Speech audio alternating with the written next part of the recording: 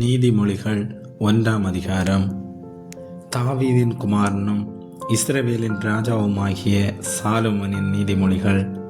இவைகளால் ஞானத்தையும் போதகத்தையும் அறிந்து புத்திமதிகளை உணர்ந்து விவேகம், நீதி, நியாயம், நிதானம் என்பவைகளை பற்றிய உபதேசத்தை அடையலாம். இவைகள் பேதைகளுக்கு வினாவையும் வாலிபருக்கு அறிவையும் விவேகத்தையும் கொடுக்கும்.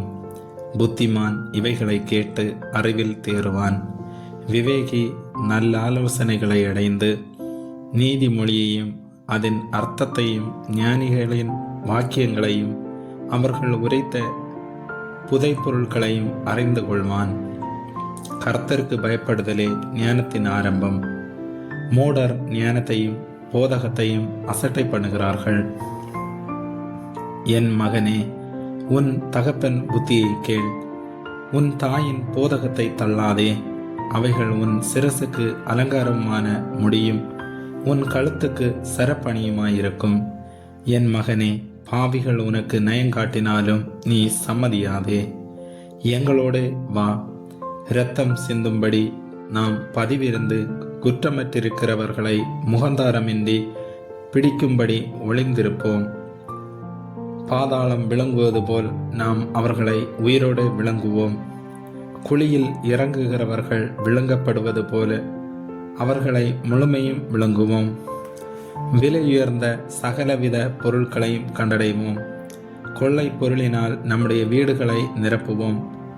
எங்களோட பங்காளிகளாயிரு, நம் எல்லோருக்கும் ஒரே பை இருக்கும் என்று அவர்கள் சொல்வார்களாகில், என் மகனே, நீ அவர்களோட வழி நடவாமல் உன் காலை அவர்கள் பாதைக்கு விலக்குவாயாக. அவர்கள் கால்கள் தீங்கு செய்ய ஓடி இரத்தம் சிந்த தீவிரிக்கிறது. எவ்வகையான பட்சியானாலும் சரி, அதன் கண்களுக்கு முன்பாக வலையை விரிப்பது விருதா. இவர்களோ தங்கள் இரத்தத்திற்கே பதிவிருக்கிறார்கள், தங்கள் பிராணனுக்கே ஒளி வைத்திருக்கிறார்கள். பொருளாசை உள்ள எல்லாருடைய வழியும் இதுவே. இது தன்னையுடையவர்களின் உயிரை வாங்கும். ஞானமானது வெளியே நின்று கூப்பிடுகிறது, வீதிகளில் சத்தமிடுகிறது.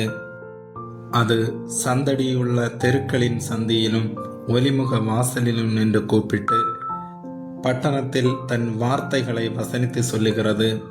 பேதைகளே, நீங்கள் பேதமையை விரும்புவதும், நிந்தனைக்காரரே, நீங்கள் நிந்தனையில் பிரியப்படுவதும், மதியினரே, நீங்கள் ஞானத்தை வெறுப்பதும் எதுவரைக்கும் இருக்கும்? என் கடிந்து கொள்ளுதலுக்கு திரும்புங்கள். இதோ என் ஆவியை உங்களுக்கு அருளுவேன், என் வார்த்தைகளை உங்களுக்கு தெரிவிப்பேன். நான் கூப்பிட்டும் நீங்கள் கேட்க மாட்டோம் என்கிறீர்கள். நான் என் கையை நீட்டியும் கவனிக்கிறவன் ஒருவனும் இல்லை.